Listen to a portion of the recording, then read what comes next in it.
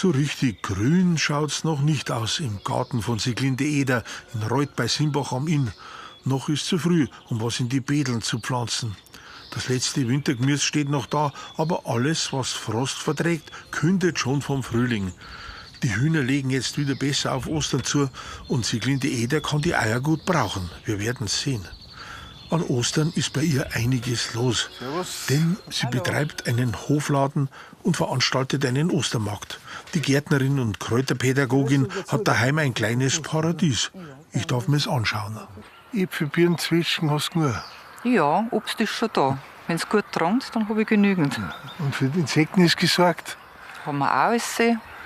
Und Vogelhäusler Da für alle. hört man sie. Meisen, Stare haben wir da, Spatzen natürlich, Buchfinken sind immer da. In allen Variationen haben wir es. Und du hast gesagt, du kochst Suppen für mich. Ja, auch noch in Kräutersuppen machen wir. Das ist die traditionelle Gründonnerstagssuppen. Genau. Aber 9 Kräuter, ich sehe jetzt da bloß braun. Nein, die finden wir schon. Das ist kein Problem. Na, da bin ich gespannt. Die Buschwinterröschen wären giftig, also nichts für eine Suppen. Bis es die gibt, ist noch Zeit. Sieglinde Eder muss Palmbuschen binden. Am Palmsonntag braucht man zur Prozession zur Erinnerung an den Einzug Jesu in Jerusalem Palmbuschen. Die Leute holen sie sich bei ihr. Genau. Die ersten gefärbten Eier, die es gegeben hat, das waren die roten Eier. Und das war dann praktisch das Blut Christi, was die Macht hat über den Tod. Und das haben wir halt jetzt halt einfach so gemahlen, nur mit dem roten Herz drauf. Ich tue dann auch ganz gern ein bisschen Kräuter mit rein, weil das wird dann geweicht. Bei der Prozession? Da hat man dann den Palmbuschen in der Hand. Der kommt dann daheim in den Herrgottswinge, wird hinter das Kreuz reingesteckt und sollte dann praktisch das ganze Jahr das Glück im Haus haben. Weil manche Orte, da haben sie auch einen Palmesel, gell? Wo der Jesus drauf sitzt, so Genau, hölzerne. so eine Holzfigur, die da mitgeführt wird bei der Prozession. Aber bei uns ist der Palmesel derjenige, der am Palmsonntag als letzter aufsteht und der kriegt ein rotes Ohr dann. Irgendwie wird man aber dann ausgelacht dabei, oder? Du bist der Palmesel. Genau.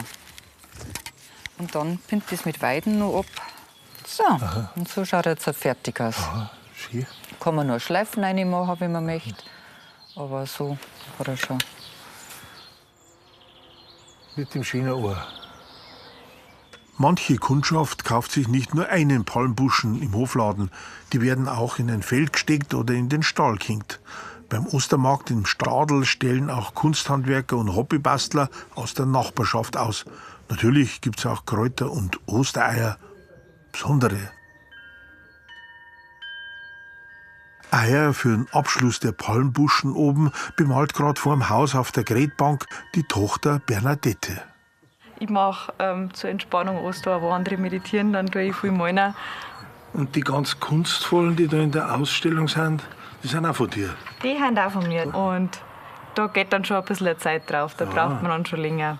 Du bist beruflich auch künstlerisch tätig, oder wie? Nein, beruflich bin ich im Marketing tätig. Ach so. Aber Kunst ist so die Entspannung, die wo ich einfach ganz gerne mag. Und ich habe auch mit Design studiert. Aber die werden sonst nicht gefärbt, gell? Also Nein. einfach, das ist die natürliche Ohrfarbe.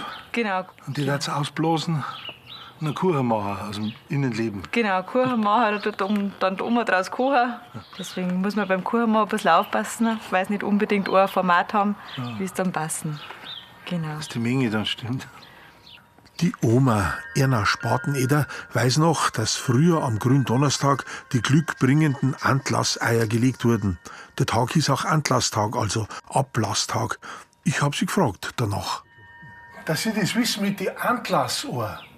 Ja, da gibt's nicht viel. Die haben halt früher, die haben nachher antragen dürfen den Tag.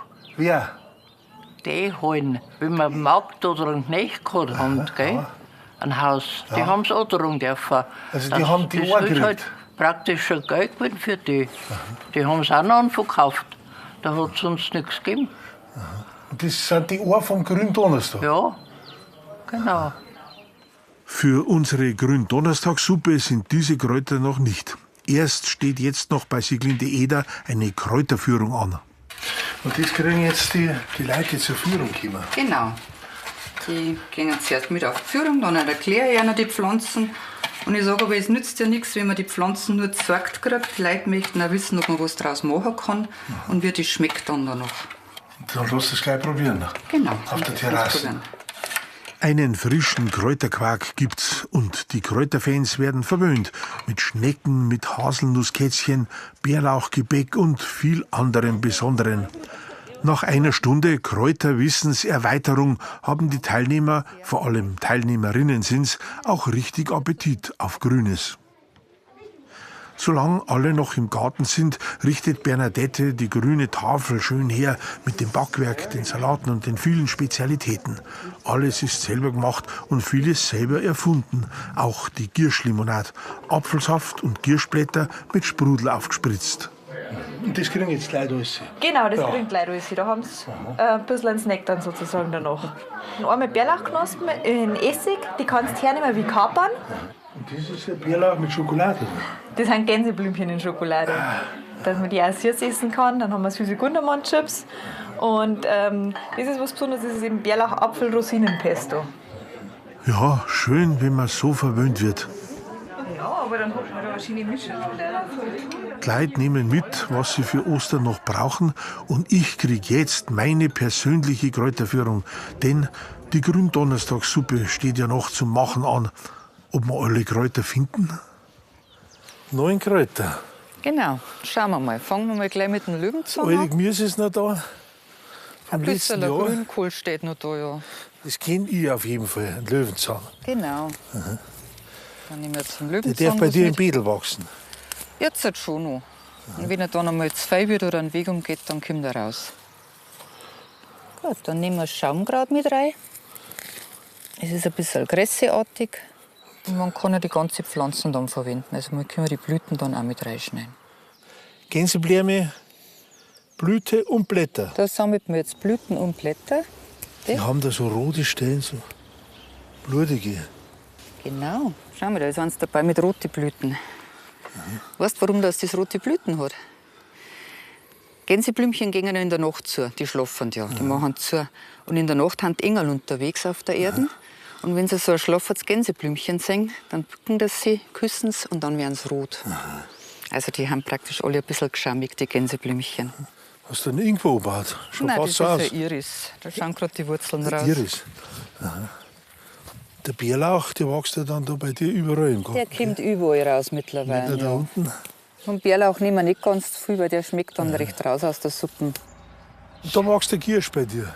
Ja, da unten Darf der da Ahorn wachsen? drin, Ah, ja. da wachsen. So, in dem Stadion haben sie am besten. Magst du dann probieren? Ja. Ja, schön würzig. Ja, kann man wie am Bädersee verwenden. Kann man überall rein tun.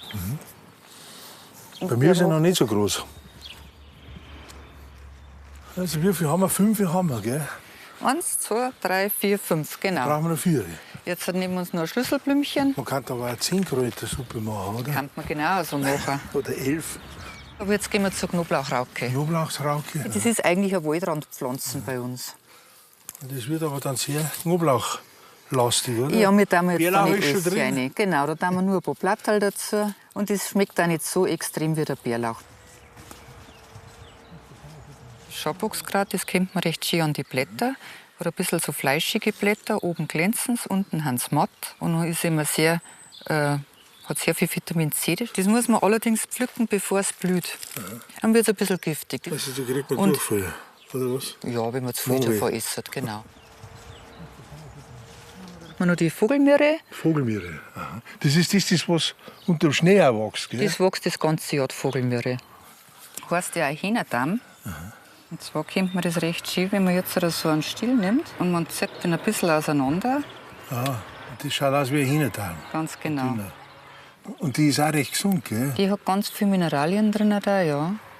Und ist immer Pflanzen, die das ganze Jahr wächst. Da wächst auch was. Genau, das ist der Gundermann. Also wir nehmen jetzt nur einen Gundermann dazu. Wir haben ja zwar schon 9 Kräuter, aber den braucht man zum Würzen nur mit rein und man kann ja auch mehr rein tun. Ja, Brennnessel, Brunngräs oder Spitzwegerich wachsen auch schon. Gelbe Rüben, genauso Kartoffeln und Zwiebeln braucht man für die Suppen, selbst wenn die nicht grün färben. Der Gründonnerstag, Das Grün war ja nicht die Farbe grün, sondern das kommt vom Greinen, also vom Weinen, vom Ablass her. Und später haben dann die Leute wahrscheinlich einfach das Grün draus gemacht. Und da gibt es halt auch grüne Kräuter. Und es heißt halt auch, dass die Kräuter am Gründonnerstag, wenn man es sammelt, besonders heilkräftig sind. Die klein geschnittenen Kartoffeln, Zwiebeln und gelben Rüben werden als erstes in Gemüsebrühe gekocht und, wenn sie weich sind, püriert. Es braucht eine sämige Grundlage für die feinen und zarten Kräuter, die erst später, kurz gekocht, auch püriert werden. Mit ein bisschen Rahm verfeinert kommt die neuen Kräutersuppe in die Teller. Schnell ist so ein Suppe gekocht. Das Kräutersuchen hat länger gedauert. Aber es hat sich gelohnt. Schön sämig ist. Und die Kartoffeln auch, ja. Und schmeckt, ja. Gut. Und die Kräuter. Bitterstoffe schmecken jetzt gar nicht so aus. Naja, also ich Man schmecke kennt schon. ein bisschen, ja. Man merkt, dass bittere Kräuter drin sind. Aber ich bin es gewohnt. Super.